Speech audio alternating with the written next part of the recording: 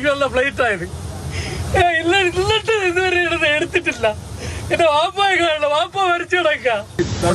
എന്റെ ഫാദർ ഹോസ്പിറ്റലിൽ മരിച്ചിട്ട് കിടക്കുകയാണ്. എന്റെ ഫാദർ, എന്റെ സിസ്റ്റർ ഉൾപ്പെടെ ഇല്ലാത്തതുകൊണ്ട് ഞാൻ രാവിലെ 3 മണിക്കാണ് ഇവിടെ എത്തിയത്. ഈ ഒരു വീഡിയോ ഇന്നലെ കണ്ടപ്പം ഭയങ്കര വിഷമം തോന്നിട്ടോ. സത്യം കാണുന്ന ആർക്കും തോന്നിപ്പോട്ടോ. ആ വീഡിയോ നിങ്ങൾ കണ്ടിട്ടുണ്ടോ? നിങ്ങൾ അറിഞ്ഞിട്ടുണ്ടോ കാര്യം എന്താണെന്ന് കണ്ടു നോക്ക്.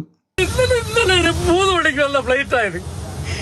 എന്നിട്ട് ഇതുവരെ എടുത്തിട്ടില്ല. എന്റെ വാപ്പായ കാണണം, വാപ്പ മരിച്ചു കിടക്കാം. വാപ്പ മരിച്ചു കിടക്കാം. നേരത്തെ പറഞ്ഞിട്ട് വേറെ ഫ്ലൈറ്റ് പിടിച്ചു പോയല്ലേ. വെതർ കണ്ടീഷൻ അത് ഒരു കുഴപ്പമില്ല. എല്ലാ എയർപോർട്ടിൽ പോകുന്നുണ്ട്.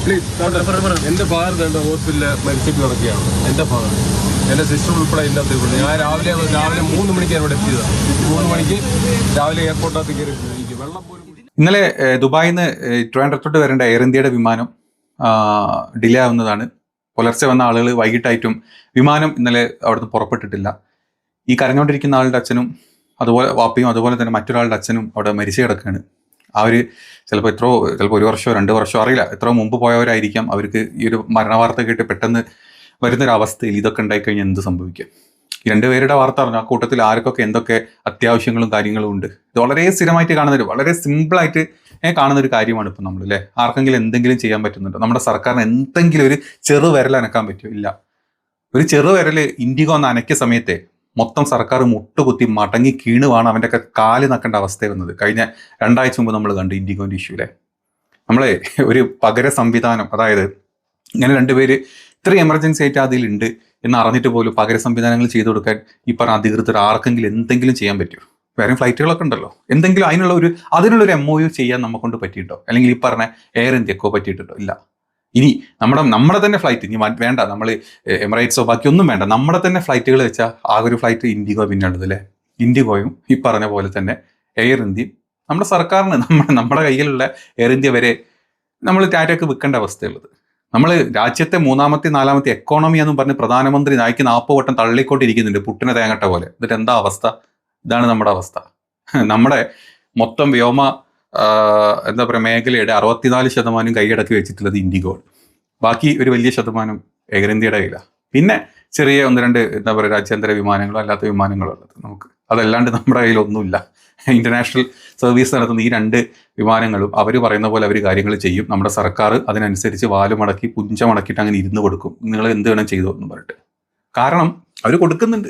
BJPയുടെ അണ്ണാക്കിലേക്ക് തള്ളി കൊടുക്കാൻ വേണ്ടിയിട്ട് ഇലക്ട്രോൾ ബോണ്ടായിട്ട് തള്ളി കൊടുക്കുന്നുണ്ട്. ഇനി അവരൊക്കെ എന്ത് കാണിച്ചു കഴിഞ്ഞാലും ഒന്നും ചെയ്യാനില്ല. ഇപ്പോൾ നിങ്ങൾ റദ്ദ് ചെയ്യാം, ഇൻഡിഗോ റദ്ദ് ചെയ്യുകയാണെങ്കിൽ എയർ ഇന്ത്യ അവിടെ കൂട്ടും. എത്ര? 3000 ഉള്ളത് 30,000 ആക്കും. തിരിച്ച് എയർ ഇന്ത്യ അല്ലെങ്കിൽ ഇൻഡിഗോ അവിടെ കൂട്ടും. 5000 ഉള്ള 50,000 ആക്കും. അതിൻ്റെ ഒരു ഇന്നലെ ഷാഫി പറമ്പിൽ ഇന്നലെയും പാർലമെന്റിൽ അതിനെപ്പറ്റി സംസാരിച്ചിട്ടുണ്ട്. തോന്നിയ പോലെ ഈ ഹൈക്ക് കൂട്ടുന്നതിന് എന്തെങ്കിലും ഒരു റെഗുലേറ്ററി ഒരു സംവിധാനങ്ങൾ നിങ്ങൾക്ക് ചെയ്യാൻ പറ്റുമെന്ന് വെച്ചിട്ട്. Sir, why I was forced to bring this as a private member resolution? Sir, I am coming from Vadagara. My constituency is Vadagara in Kerala. Sir, there are so many migrant laborers who work abroad. They work for 2 years a stretch, and when they try to come back home during the vacation, the charges are not just once, twice, thrice. It goes skyrocketing, sir. When the fares are sky high, our regulation hits the rock bottom. That is the major issue. I kindly request to declare a quasi-judicial body to stop the saluting, crisis exploitation for once and all. Thank you, Speaker sir, for the opportunity.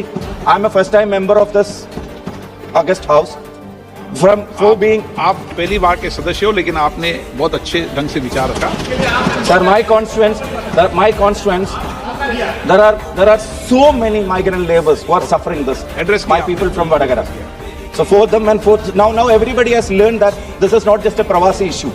ഒന്നും ചെയ്യാൻ പോകുന്നില്ല. ഷാഫി കഴിഞ്ഞ വർഷം, അതായത് പാർലമെന്റിൽ first പ്രസംഗത്തിൽ പറഞ്ഞിട്ടുള്ള കാര്യം, അന്ന് എന്തോ ഒലത്തും എന്നായിരുന്നു അന്നത്തെ നമ്മുടെ വ്യോമയാന മന്ത്രി പറഞ്ഞിരുന്നത്. ഒരൊലയ്ക്കും നടന്നിട്ടില്ല. കഴിഞ്ഞ ദിവസം ഇൻഡിഗോ ഈ ഒരു കാര്യം നടത്തിയ സമയത്തെ നമ്മൾ കണ്ടു എയർ ഇന്ത്യയുടെ ഫ്ലൈറ്റ് ടിക്കറ്റിന്റെ ചാർജ് എത്ര എന്നുള്ളത്, അല്ലേ?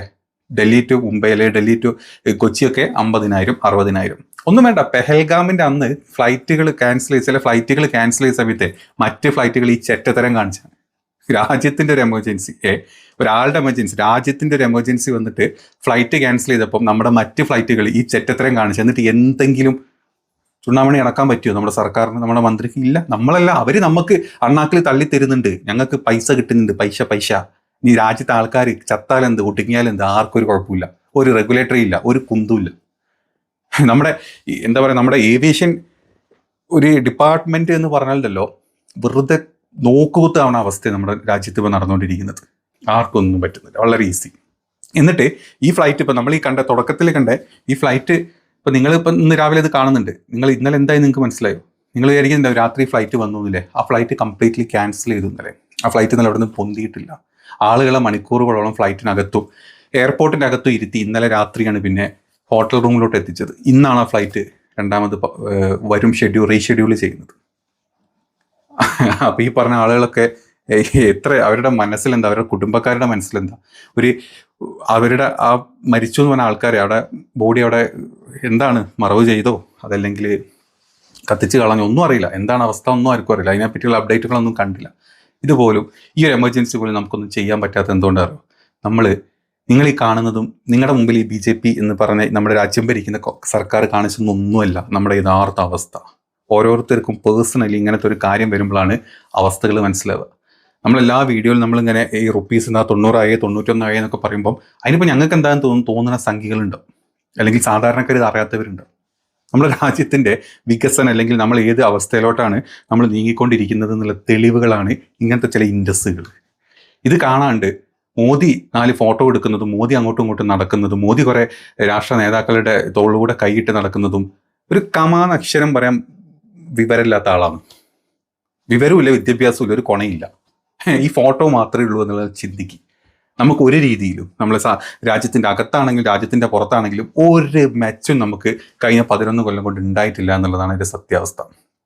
GDP അല്ല, GDP എന്ന് പറഞ്ഞാൽ ഈ ചെറിയൊരു സംഭവം മാത്രമല്ല, പെർ ക്യാപിറ്റ GDP ബാക്കി കുറേ കാര്യങ്ങളുണ്ട്.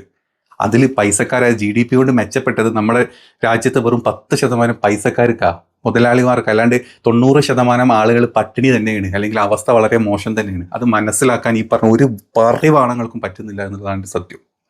ഇപ്പം ഈ ഒരു എക്സാമ്പിൾ എടുത്തിട്ട് പറയാമെന്ന് അതുകൊണ്ടാണ്. നമ്മുടെ കയ്യിൽ ഒന്നുമില്ല. നമ്മുടെ കേന്ദ്ര ഡിപ്പാർട്ട്മെൻറ്റുകളിൽ നമ്മുടെ സ്വന്തമായിട്ടുള്ള നമ്മുടെ പല ഏജൻസികളും നമ്മുടെ ഇതുപോലത്തെ പോർട്ടുകളാണെങ്കിലും എയർപോർട്ടുകളാണെങ്കിലും അല്ലെങ്കിൽ വിമാന സർവീസാണ് നമ്മുടെ എയർലൈൻസ് ആണെങ്കിലും എല്ലാം നമ്മൾ മറച്ച് വിറ്റ് കഴിഞ്ഞു.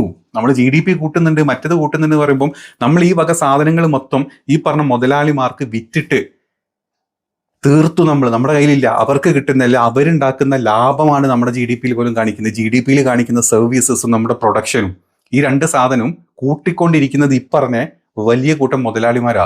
ഇത് നമ്മുടെ ഈ ഒരു സാമ്പത്തിക അസമത്വം നമുക്കുള്ളത്. ഇപ്പം സമത്വം നമുക്കില്ല, അസമത്വം നമുക്കുള്ളത്. ഈ സമത്വം വേണം.